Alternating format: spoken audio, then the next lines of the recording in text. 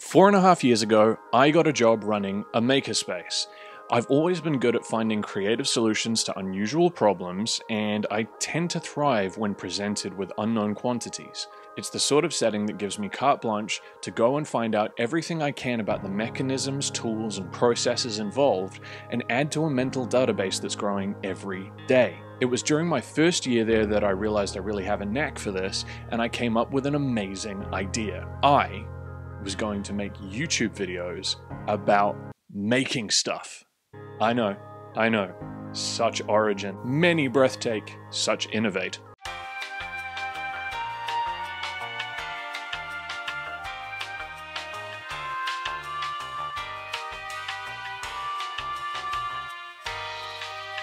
Well, things didn't really go as planned, and through a combination of upper management who didn't really understand creatives, COVID, and my own personal life struggles, I really lost my confidence. I started buying up my own makerspace, scrounging up gear from the second-hand market, and finding the best equipment deals I could across the globe. And I started a company making stuff. I've spent the last 17 months designing, producing, and selling products, going to markets and events, and trying to convince as many people as I can to pay me to solve their creative problems, all the while slowly quitting traditional employment.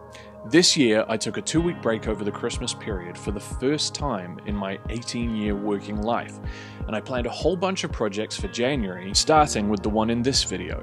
On January 6th, as I was finishing designs and preparing to build this project, I really strongly felt like God was whispering to me quietly, just film it. Yes, I know how it sounds. We're on a mission from God. But I really did believe it, and I went ahead and did it. So this is my first video, and this is Refit Retro.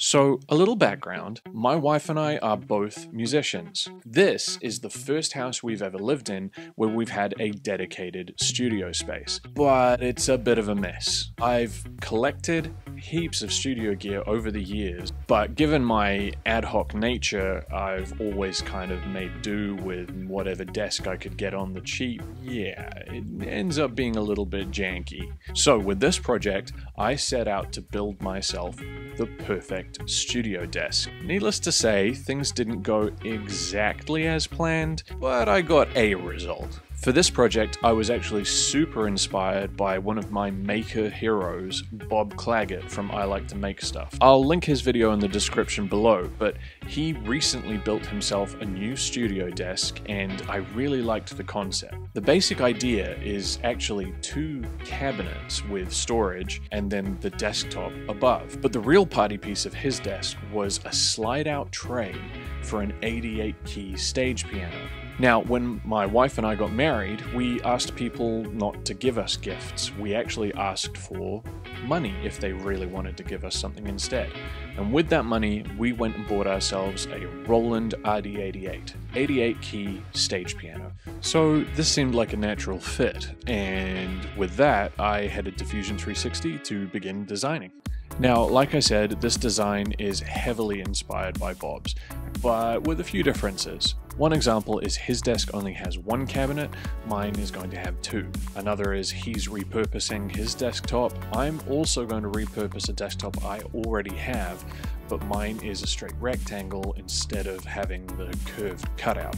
The next thing is I want one of my cabinets to hide all of the cabling. But with that, I also need a way to access the cabling. So with my design, I added a door in the side, and as well as all of the extra shelves, I've also added access holes for the cable, for the wires, to hook up the Mac to all the different pieces of studio gear and the interface, all that sort of stuff. The other side cabinet will basically be used for storage for other gear, but I also might run some power over there so I can plug in some other units and have them wired through. You'll notice in my Fusion design that there are these weird slots in the top of the skinny parts of the cabinets. That's because the desktop that I'm using is from an old designer furniture maker desk, and it's actually got steel bars, steel L bars going across the front and back, which is great. I want to incorporate those because they'll actually add strength. Now, I haven't mentioned yet, we're gonna cut this whole desk on the laser. I did something I've never done before. Instead of going to a retail DIY store, I went to an actual plywood supplier. This is some advice that David Pachuta gave on the Making It podcast, which, by the way, is a podcast he does with Bob Claggett and Jimmy DeResta. It's so good, honestly. These guys are my heroes. David said that you get better quality and better priced plywood from a plywood supplier than you would from a retail store. Now, I've never tried this, and to be fair, I'm in New Zealand, not in the States, so I didn't know if it would track, but I tried it out. As you'll see a little bit later, the results were mixed. I do think this was actually this particular plywood, and I already have a lead on another supplier that I want to try in the future. After I'd finished exporting all of the sketch files from Fusion, I went into Lightburn and I laid out all of the pieces to the size of the boards that I'd pre-cut for my laser. My laser's bed is 600 by 900, so I based all of the layouts around that sheet size. So at this point, there's actually not too much to tell you about the design process, which means it's time for a build montage. It's time for... Alright,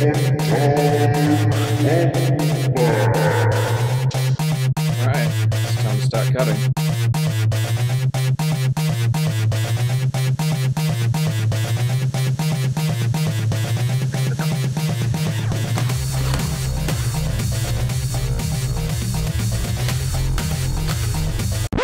So this is what we ended up with.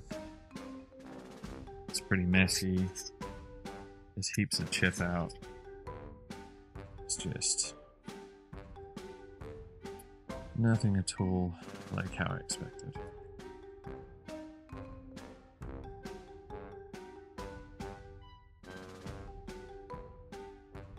So let's take a pause here. When I ran my laser tests on the ply, I cut very small circles as I would out of a test piece, and everything honestly went so smooth. It cut through in one pass. It was beautiful. When I came to do these bigger sheets, it just wasn't cutting as nicely as it did before. I was discovering more and more as I pulled the pieces out that the veneer was separating from the ply, and it just wasn't great. I had to do a lot of remedial work to try and clean this up, and it was not ideal. This actually wasn't even the first issue I had with the plywood. I bought this ply in a big full-size sheet, so 2440 by 1200, and when I was ripping it down, I was getting terrible blowout and chip out on the underside. It just wasn't working the way I had expected, especially given the assurances of the seller. But I forged ahead. All this really did was change the way that I was intending to finish the cabinets. So originally I was going to use this colored wax on both the insides and the outsides to maintain the birch grain, but instead I did something that Bob actually did in his video, but I had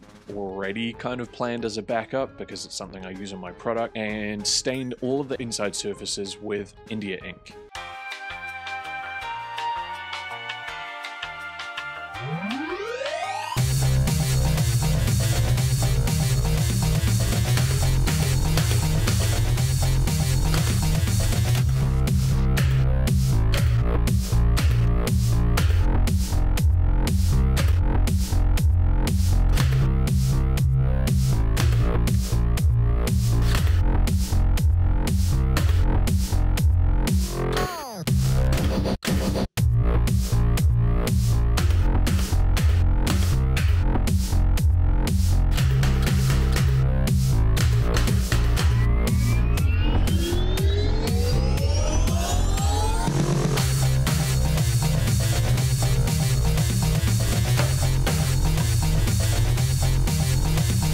By the way, I should mention, I had wanted a brad nailer forever, and this project finally gave me an excuse to buy one. Man, I love this thing.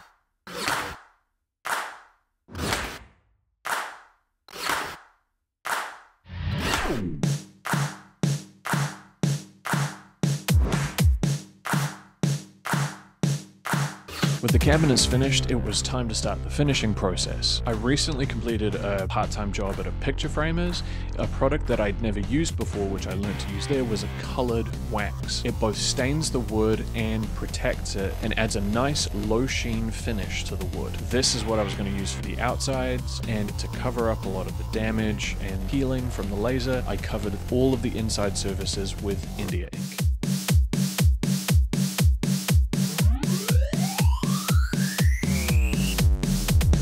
this done, I started fitting the drawer sliders. I was using extremely long drawer sliders for this, and I was honestly total fingers crossed that it was going to hold. And then I began building the tray for the keyboard. To do this, I cut down 2 lengths of plywood that I had left over and actually sandwiched them together to make an 18mm thick piece, as I was using 9mm for the cabinets. This meant that I had a stronger baseboard which was capable of carrying the weight of the keyboard. As in many other parts of the desk, I used these oak stretchers, which I actually got in a bundle for like $10. I used it to frame up the tray and also to cover up some of the ends of the ply. I think it looked really good. I pre-drilled the holes for the keyboard tray the same way I did with the sliders on the cabinets. Then it was time to give the desktop a bit of a tidy up. I began by sanding everything down, then I applied the wax in an even finish across the surface. I went around the desktop and used my fingers to larger amounts of the wax to try and fill some of the divots and spots on the surface. After that, everything got a rub down and a buff, first with paper towels and then with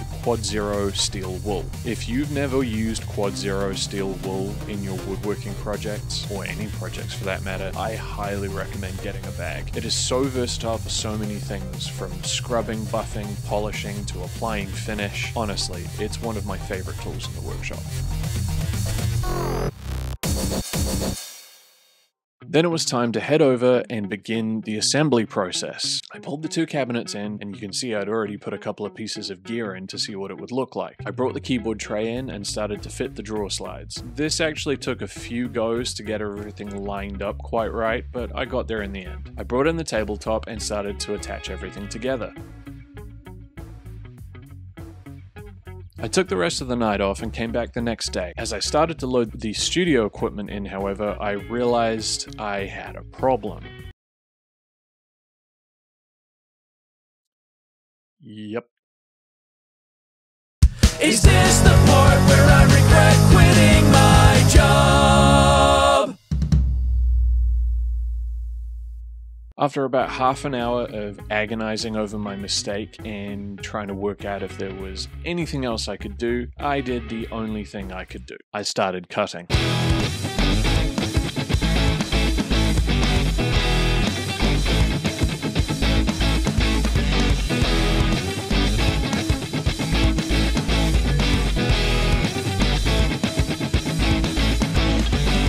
I'm not quite sure where the footage went here, but long story short, I fitted some oak stretchers and then installed all of the rack units sideways, which you should be able to see here. Now, admittedly, this is not what I originally wanted, and it's definitely not the traditional way of doing things, but you know what? It works. It actually doesn't look too bad, and at a later date, I'm planning on installing some doors for these cabinets anyway, so it's not the end of the world. But eventually, everything was finished, and I got everything plugged in and wired up, and this is what it looked like.